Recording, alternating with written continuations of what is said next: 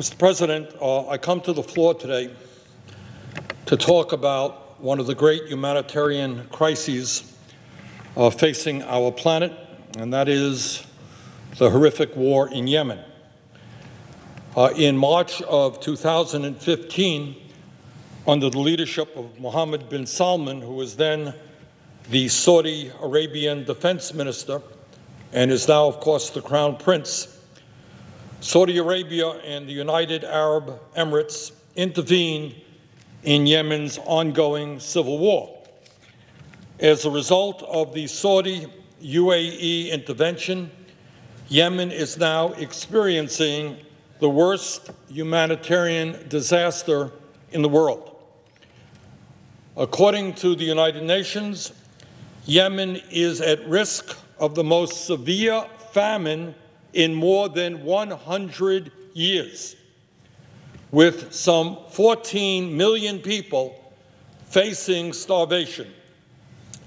In one of the poorest countries on earth, as a result of this terrible war, according to the Save the Children organization, some 85,000 Yemeni children have already starved to death over the last several years, and millions more face starvation if the war continues.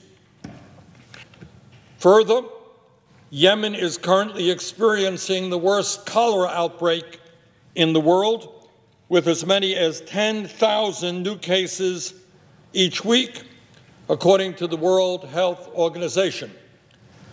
This is a disease spread by infected water that causes severe diarrhea and dehydration and will only accelerate the death rate. The cholera outbreak has occurred because Saudi bombs have destroyed Yemen's water infrastructure, and people there are no longer able to access clean water.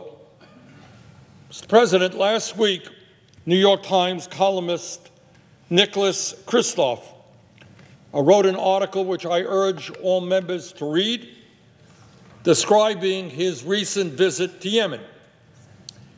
And I ask unanimous consent that the article be included in the congressional record. Without objection.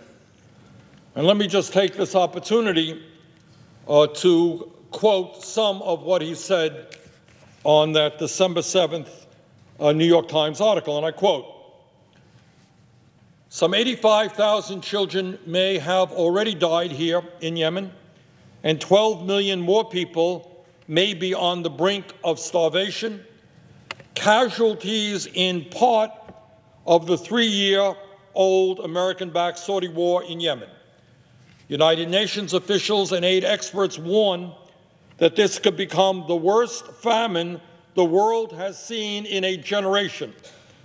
Quote, the risk of a major catastrophe is very high," end quote, Mark Lowcock, the United Nations humanitarian chief, told me. Quote, "In the worst case, what we have in Yemen now has the potential to be worse than anything any professional in this field has seen during their working lives," end quote, Mark Lowcock from the United Nations. Nicholas Kristof continues, and I quote Kristof, "What is most infuriating is that the hunger is caused not by drought or extreme weather, but by cynical and failed policies in Riyadh and Washington. The starvation does not seem to be an accidental byproduct of war, but rather a weapon in it. Saudi Arabia and the UAE, backed by the United States, are trying to inflict pain to gain leverage over and destabilize the Houthi rebels. The reason the Houthis are allied with Iran." Kristof continues, and I quote, "The problem in Yemen is not so much a shortage of food as it is an economic collapse. GDP has fallen in half since the war started. That has left people unable to afford food." End quote. Kristof continues, quote, and I want you to hear this, We think of war casualties as men with their legs blown off. But in Yemen, the most common war casualties are children like Faraz, who suffer malnutrition, end quote. Continues, some will die. Even the survivors may suffer lifelong brain damage. A majority of Yemen children are now believed to be physically stunted from malnutrition. Let me repeat that. A majority of Yemen children are now believed to be physically stunted from malnutrition. 46% were stunted even before the war. And physical stunting is frequently accompanied by diminished brain development. Quote, these children are the future of Yemen, end quote. Dr. Ada Hussain, a nutrition specialist, told me, looking at Fawaz, quote, he will be stunted. How will he do in school, end quote. The war and lack of healthcare facilities have also led to outbreaks of deadly diseases like diphtheria and cholera. Half of the country's clinics and hospitals are closed. End of quote from Nick Kristof of the New York Times. The fact of the matter is that the United States, with very little media attention, has been Saudi Arabia's partner in this horrific war. We have been providing the bombs the Saudi-led coalition is using, refueling their planes before they drop those bombs, and assisting with intelligence. In too many cases, our weapons are being used to kill civilians. In August, there was an American-made bomb that obliterated a school bus full of young boys, killing dozens and wounding many others. A CNN report found evidence that American weapons have been used in a string of such deadly attacks on civilians since the war began. According to the independent monitoring group Yemen Data Project, between 2015 and March 2018, more than 30% of the Saudi-led coalition's targets have been non-military. A few weeks ago, in my office, I met with several brave human rights activists from Yemen. They had come to urge Congress to put a stop to this war. And they told me clearly, when Yemenis see made in USA on the bombs that are killing them, it tells them that the USA is responsible for this war. And that is the sad truth.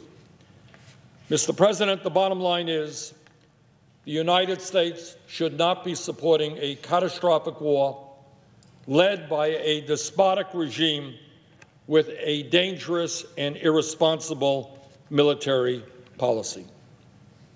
Some have suggested that Congress moving to withdraw support from this war would undermine UN efforts to reach a peace agreement. But I would argue that the exact opposite is the truth. It is the promise of unconditional U.S. support for the Saudis that has undermined the efforts toward peace.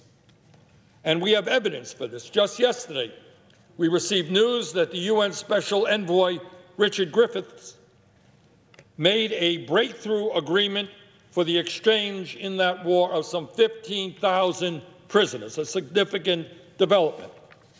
This is an important step in building the necessary trust for a broader peace agreement. A piece published today in TRT World observes, quote, there seems to be a firmer willingness to reach an agreement than in previous talks as the Yemeni government realizes that the international pressure on its backer, Saudi Arabia, is growing, end quote. So our effort to move this resolution forward may have already made a positive impact, and I thank all of my 18 co-sponsors and all of the many civil society organizations, progressive and conservative, who have worked so hard to raise awareness of this horrific conflict. Mr. President, above and beyond the humanitarian crisis, this war has been a disaster for our national security and for the security of the region. The administration defends our engagement in Yemen by overstating Iranian support for the Houthi rebels. Let me be clear. Iran's support for Houthis is of serious concern for me and I believe for all of us. But the fact is that the relationship between Iran and the Houthis has only been strengthened with the intensification of the war. This war is creating the very problem the Trump administration claims to want to solve. Further, the war is also undermining the broader effort against violent extremists. A 2016 State Department report found that the conflict has helped al-Qaeda and ISIS deepen their inroads across much of the country. So this war, as I see it, is both a humanitarian and a strategic disaster. Further, and I think it's important to state what everybody knows, although we don't talk about it terribly often, that Saudi Arabia is a despotic regime controlled by one family, the Saud family, one of the wealthiest and most powerful families on earth. In a 2017 report by the Cato Institute, a conservative think tank, Saudi Arabia was ranked 149th out of 159 countries for freedom and human rights. For decades, the Saudis have funded schools, mosques, and preachers who promote an extreme form of Islam known as Wahhabism. Mr. President, in Saudi Arabia today, women are not treated as second-class citizens, they are treated as third-class citizens. Women still need, in the year 2018, the permission of a male guardian to go to school or to get a job. They have to follow a strict dress code and can be stoned to death for adultery or flogged for spending time in the company of a man who is not their relative.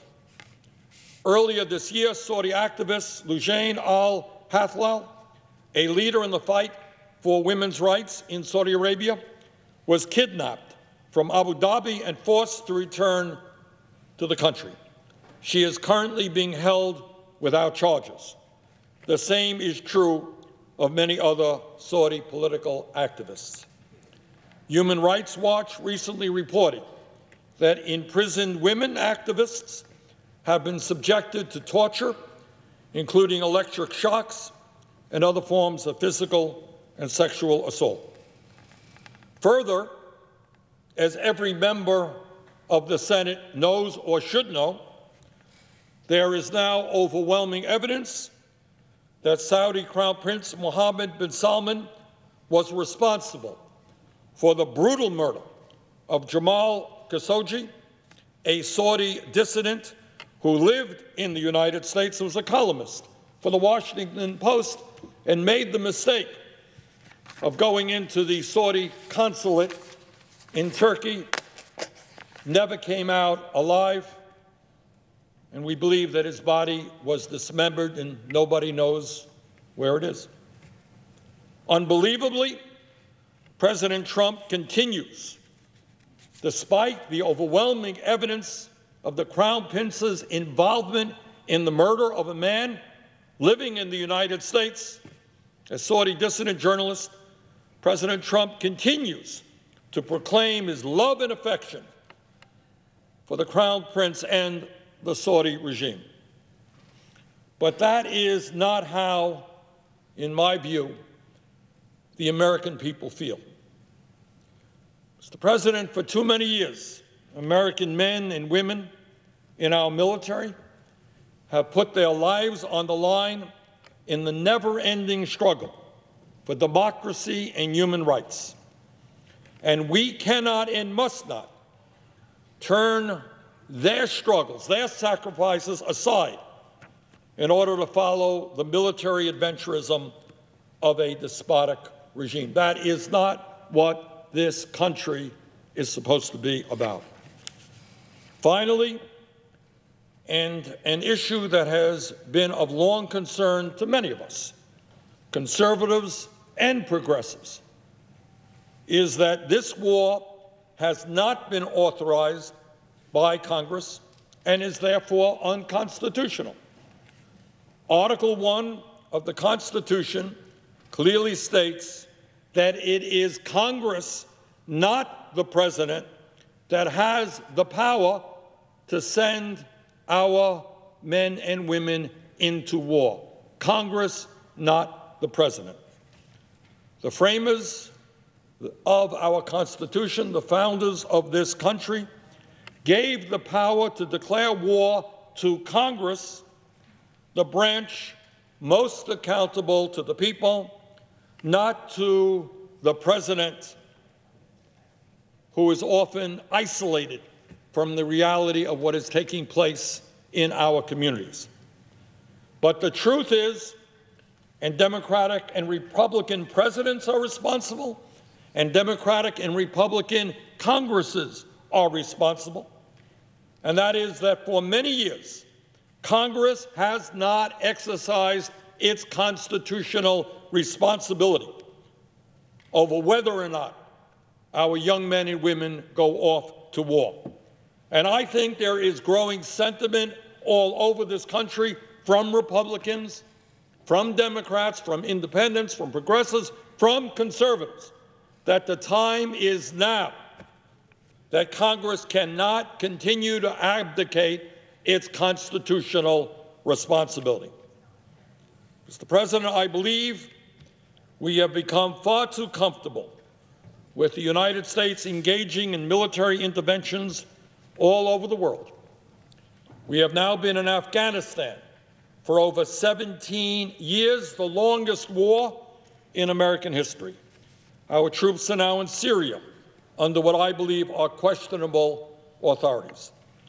The time is long overdue for Congress to reassert its constitutional role in determining when and where our country goes to war. If you want to vote for a war, vote for a war. If you want to vote against the war, vote against the war. But we as a Congress have got to accept our constitutional responsibility. That is ours, not the President's of the United States.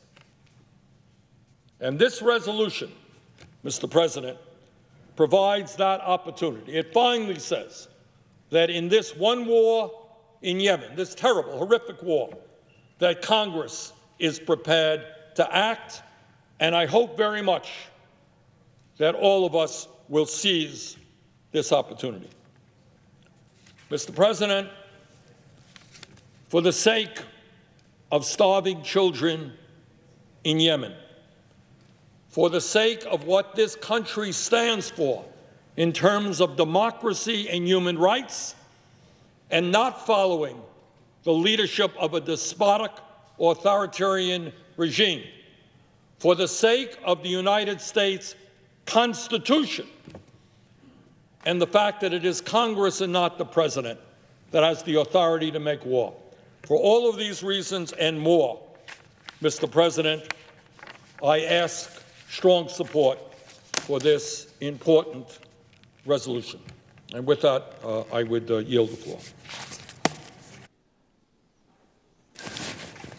Mr. President. Senator from Tennessee. I want to thank the Senator for most of the comments that he made. I think they were made very eloquently, and I share many of the same concerns that the Senator has. I voted to cause this to come out of committee because I felt like this discussion on the Senate floor needed to take place. The Senator from Vermont knows I've got concerns about using this vehicle to do it, but by causing this debate to take place, many of the concerns that the Senator have expressed will be expressed by others, and I agree with many of those. Saudi Arabia has not conducted this war in a manner, in my opinion, that takes into account the great harm that is taking place with civilians. I agree with that 100%. I am more than nonplussed over the fact that I believe, and I've sat in a very detailed intelligence review of what happened with the journalist at the consulate in Turkey, and I absolutely believe that if the Crown Prince came before a jury here in the United States of America, he would be convicted guilty in under 30 minutes. I absolutely believe he directed it, I believed he monitored it, and I believe he is responsible for it. So I have had concerns about using this vehicle, and I have concerns about the fact that what this may mean as we set a precedent about refueling and intelligence activities being considered hostilities. I'm concerned about that. And I think the Senator knows that we have operations throughout northern Africa where we're working with other governments on intelligence to counter terrorism.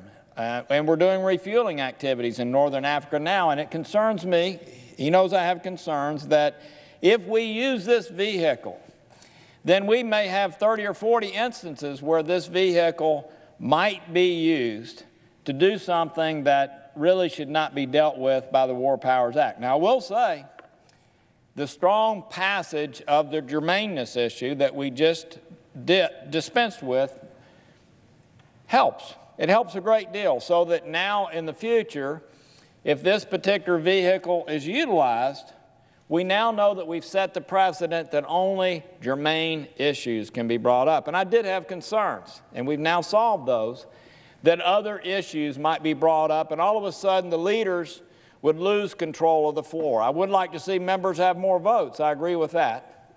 But I think we've now narrowed this in a very appropriate way. The Senator and I have discussed a resolution that is separate and apart from this. Separate and apart from this.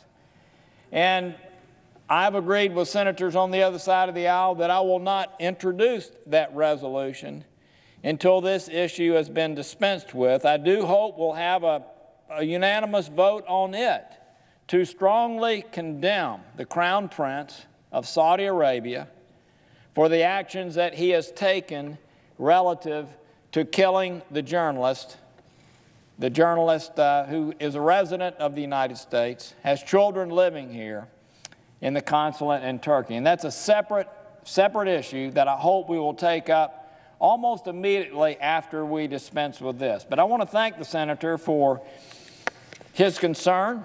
I share many of those. We have some legal concerns right now about using this vehicle, and he knows that. And I'm concerned about where this goes down the road, and we'll have some amendments that we'll deal with over the next day or so that may clear that up to a degree. But I just want to say to him, even though we have legal concerns about this particular process, I thank him for his concern for the citizens there, for his admonishment, for his demarching of a crown prince in Saudi Arabia who I believe is out of control, doing things on top of killing journalists, but also in blockading Qatar without even thinking, arresting a prime minister in Lebanon. Things that no one would think would be appropriate for international norms. So with that, I yield the floor. I know we'll have other speakers coming down. We may disagree on process, but many of the issues that he's brought up today, I agree wholeheartedly with.